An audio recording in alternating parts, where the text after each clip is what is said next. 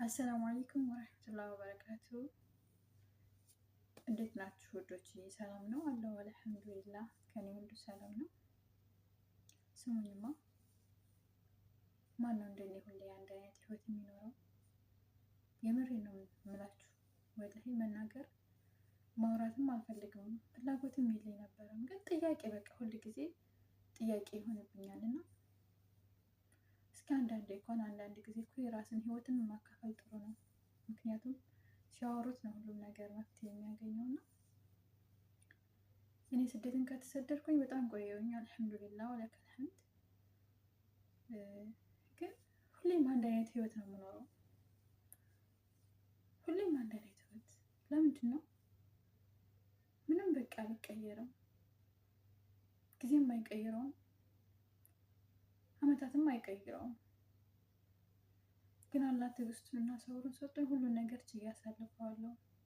የሆነውን እንዳልሆነ አድርጌ የሚሆነውም እንደሚሆን አድርጌ ማለት ነው። እና ለምንድን ነው ግን? ወላሂ እውነቴን ነው የምነግራችሁ ውዶቼ ማለት ነው።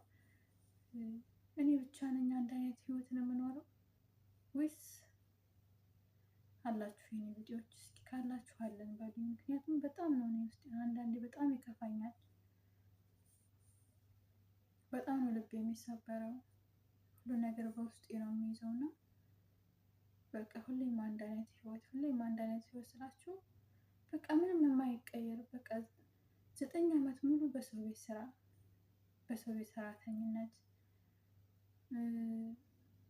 በቃ ወይ አያልፍም። ዛሬ የሚያው ነው፣ ነገ የሚያው ነው፣ ጠዋት የሚያው ነው፣ ማታ የሚያው ነው፣ ስራው የሚያው ነው። በቃ ለምንድን ነው ሰለቸኝ በጣም። እኔ ወላሂ እዋጣዋለሁ ብዬ ስለፋ ራሱ ልዋጣውም አልቻልኩም፣ ልወጣውንም አልቻልኩኝም ማለት ነው።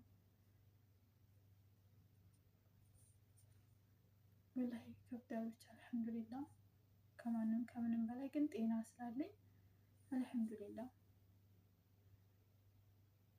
ማውራት አልፈለኩም ነበር ይሄን ነገር፣ ግን እስኪ አንዳንድ ጊዜ ላውራው። ከማውራትም እኮ መፍትሄ ይገኛል። እና ምናልባት የኔስ ቢጤዎች አሉ እንዴ ብዬ አስቤ ነው። እና ለምንድን ነው ህይወት ሁሌ አንድ አይነት ሆነችብኝ? ልትሸነፈኝ አልቻለችም። አሸንፋታለሁ ብዬ ነበር በትዕግስት በሶብር ማለት ነው። ግን ጊዜን ጊዜ እየወለደው ቀኑን ቀን እየወለደ ወላሂ ሁሉም ነገር ወደፊት እየገፋ ነው የሚሄደው እና በጣም ጥያቄ ሆነብኝ።